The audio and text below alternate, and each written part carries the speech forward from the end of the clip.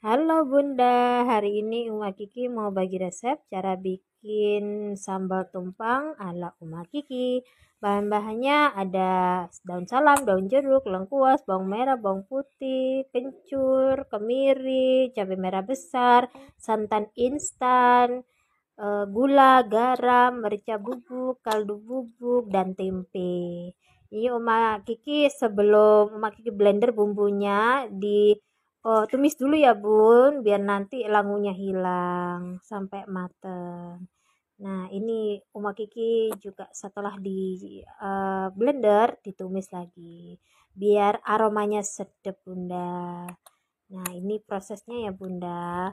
Bunda di rumah jangan pernah bosan nonton videonya Uma Kiki ya. Resep-resep baru nanti Uma Kiki upload. Terima kasih Bunda, selamat menonton.